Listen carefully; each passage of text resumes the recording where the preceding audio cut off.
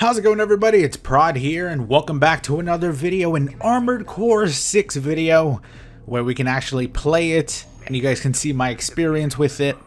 And I wanted to talk about that experience as well, pretty much as a noob, a new player to the Armored Core series, probably like a lot of people may be watching this video. And I wanted to talk about it because I've been seeing a lot of mixed reviews / reactions to Armored Core. And maybe these will be some things that can help you whenever you start your playthrough. Now, let me go ahead and say I'm not done with the game yet. I got about 7 or 8 hours played in the game so far, after about 24 hours of it being released. So far, it is, I would say, beyond my expectations when it comes to how hectic the game can get.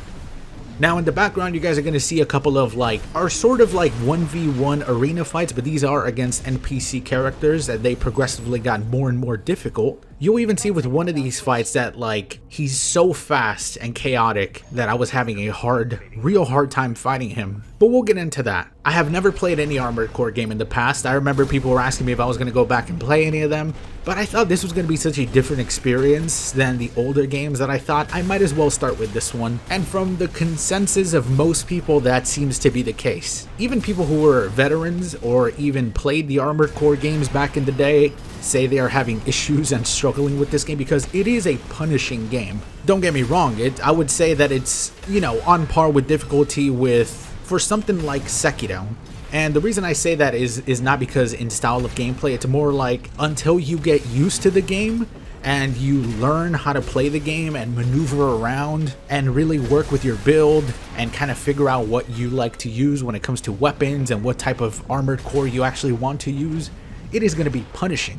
Similar to Sekiro, where until you get used to the parrying and the deflex, you just get destroyed. And that is probably the biggest tip and thing that I have learned from playing this game as a new player, that there is always something that is probably going to be better for the situation you're in. For example, I did say I had 8 hours into the game. 3 hours of those 8 hours were spent on one single boss that you will see later on when I end up doing my playthrough for this game.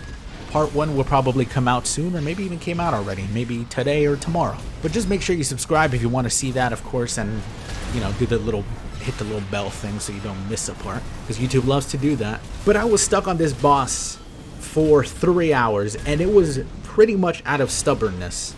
I would say that I knew that there were weapons, and I knew the point of the game was to kind of switch out different parts of your mech and change things around and change weapons and change arms and legs so that you can have a better situation. And out of stubbornness, I didn't do it. And it wasn't until the next day that I figure out that there is a weapon in the game that completely obliterates shields. And the whole boss's thing that made it difficult was that it has a giant shield that you basically have to take away all his shield, and when you do that, that's when you can actually finally do damage. And the boss is ridiculous. So out of stubbornness, I never ended up going back and leaving the mission, although it would have required me to leave the mission, buy the weapon, and then come back and do the entire mission all over again. You can change out your weapons that you have already bought if you end up dying, and you could just restart from the checkpoint where you were at, but I didn't have the weapon, so it was kind of like a bad situation. I had been live for 6 hours already, and I was like, you know what? I'm just gonna give up for today and then start tomorrow. Ended up coming back the next day and doing it basically first try after a fresh mind without the shield destroyer weapon. I ended up just, having more of a calm head, I guess. I had been live for a while, and kind of that refresher just helped me. So this is definitely one of those games where you'll have a situation where you just can't do something, but give it time. There's always a way, even if it's just a little break that you might take to kind of refresh your head, because sometimes you need that. The game is hectic. It's like sensory overload sometimes, especially for this specific boss. And if you've played the game, then you probably know exactly the boss that I'm talking about. But there's always ways to do something different, It's always experimenting with different weapons. Is there a boss that keeps flying up in the air? Then you have, I'm sure, a specific type of legs that will make it so that you can also fly as high as they can, and you can float in the air even. Does a character have a ton of HP and is super tanky? Well, you can have a really quick armored core that could just kind of zip around and fly everywhere so that you can kind of get around them. It is sort of like Elden Ring in that regard. And I feel like people have not really gotten that. Like the reviews, I've seen some reviews for this game that were just terrible. You know, people getting stuck on literally like the first helicopter boss that you run into, where its weakness is the sword that you've been given. They tell you, you know, it's dangerous, run away from it, and then when you hit it with a sword, it basically dies in like 5 sword hits. And there's people who were just so stubborn or didn't remember about this sword that they were just running away, trying to shoot it with their gun, just doing no damage to its shields. People basically treating it like a shooter game. And then just going like, well, I don't want to take 6 hours to fight a boss. It's just like Dark Souls all over again. Too difficult. I'm going to return it and go play something else. While you do have difficult situations, there's always some way to get around it, which is, I think, the main aspect of this game. It's one of my favorite parts about it, the customization. So just keep that in mind whenever you play it. You are probably going to end up doing that quite a bit. And let me tell you, once you start unlocking a lot of things, it can seem overwhelming, but it really isn't. There's a lot of sets that kind of go together. And then when it comes to weapons, it's literally like experiment with whatever weapons you want. It's pretty much what I've been doing. And then sometimes I'll run across an enemy that has a specific type of style or the way they fight where I'm like, oh, okay, like this weapon would probably be better for this situation, you know? Always be swapping. Never get stubborn and just use one weapon unless you really want to challenge yourself, which is fine if you want to do a challenge. You can kind of be stubborn, like I do that a lot as well, to be honest, but the game is meant to be played constantly customizing and changing things up. So definitely that is my biggest tip as a new player that I can give and that I've seen a lot of people try to give me. And by the way, I've never seen so many Armored Core experts than in Twitch chats, man. Not even just my channel. I've been watching other people stream it, and the amount of people in those chats that are like, yeah, you know, I'm kind of an Armored Core expert. Here's exactly what you need to do to fight this guy. And then you'll just go on a spiel of what exactly to do. You know, like, it's so annoying. But it's pretty hilarious to see, considering almost certainly most of these people didn't play Armored Core, any of the older ones, and just kind of like watch YouTube videos. But the game is fantastic. Somebody described some of the fights that I was having that were really fast-paced and quick, kind of like Dragon Ball Z fights. And you know what? When you actually play it, and there's a character zipping around and you're going back and forth with each other, it does kind of feel and look like that sometimes. So far, my favorite builds have been very like speedy builds. I think a medium-sized Armored Core with 2 pistols, or even 1 pistol or a plasma rifle plus the sword on the side, have been my favorites. The new sword abilities that you have in the game are freaking sick.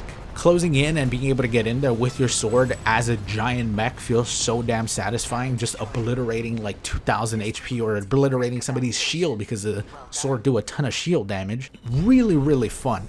I am actually kind of happy that I ended up not going back to play some of the older Armored Core games, and this is my first one because I am now interested in, once I finish this one, going back and maybe trying out some of the older ones and seeing how those work compared to this new one, because the experience has been pretty positive so far. I'm enjoying the customization, I'm enjoying the fights, I'm enjoying getting used to this new game, and I'm kind of getting a hang of it, man. Like, it's so... I've never had to press so many buttons playing a video game in my damn life, except for maybe like Doom Eternal on the hardest difficulty. You know, like I played that and on controller, and it was crazy. And this feels kind of the same, except not as punishing, because obviously in Doom Eternal, for that difficulty, you were taking so much damage, you got 2 hit. In this game, you could kind of tank quite a few things until you realize there's something that obliterates you, and then you got to be very cautious. So always keep an eye on that HP, because once you get staggered, it gets drained. When it comes to the story so far, I definitely have an interest in it, being about 1.5 chapters in. Nothing too crazy so far in terms of like what's happening in the story, but I'm assuming it's building up to something that's going to get kind of crazy towards the end and the middle parts of the game. And I'm excited to see those, and I'm excited to put those up on YouTube as well. But I really wanted to also make this video as kind of like an open discussion, especially for the comments section. I'd love to hear your guys' opinions so far on the game, you know? Are you enjoying the game? Are you not enjoying the game? Why are you enjoying the game? Why are you not enjoying the game? You know, I'd love to hear people's opinions. No place to, you know, I don't really want it to become like a hate thing as well. If you don't like the game, you could give your opinion on why you don't like it, but just like straight up bashing the game for like no reason, I feel like there's no real need for it. I've been seeing it a lot for this game. I don't know why. I feel like it's the new From Software thing, because the same thing would happen to Elden Ring. People would just come in and go, ah, this game is shit, too hard, garbage. You know, like, that's not even an opinion. It's just like a wrong fact, a wrong statement, I guess you could consider it, right? And I feel like it's been happening a lot with Armored Core as well, and I feel like I'm almost realizing it's almost a new trend now for From Software. Every game that they put out that's mildly difficult, people will instantly shit on it and go, I don't want to take 45 hours on a boss. Like, who knows, man? Some of these people might be really good at this game, but they won't even give it a chance because they see From Software and instantly think it's too difficult. So let me go ahead and say the game is not very difficult. There is one boss where I would say the whole game was pretty easy up to the one boss, and I feel like that's the first wall that you'll hit in this game, and you'll realize that that's when you can start changing weapons and changing builds will actually be very, very worthwhile and very worth doing. And I think it's like almost a mechanic to teach you on the customization of the game, you know? But other than that giant spike of difficulty, the game's been pretty easy, in my opinion, so far. Once you get used to the maneuvering and the dodging in the game, it has no iframes, but you could always dodge and, you know, maneuver your way out of the way of rockets and stuff like that, which you do feel freaking cool sometimes when you dodge and you see a missile just fly past your head. It does feel pretty damn badass. But anyways, that's gonna be it for the video. My first, I guess you can say, chapter and a half review so far of Armored Core 6. Absolutely freaking loving the combat so far, man. I can't wait to play more and see what happens later on in the game. And the same goes for this week. We also have Blasphemous 2, which, you know, of course, we're going to be streaming both of those games, continuing Baldur's Gate 3, because honestly, Baldur's Gate 3 might be my game of the year so far. And we're going to be doing all that, of course, over on Twitch. If you're not following already, the link is in the description. It's just LProd_, if you want to come watch and participate if I end up doing something like PvP Arena for this game, which of course I will be doing once I unlock it. Anyways, thank you so much for watching. If you made it this far, hopefully I helped with maybe a decision.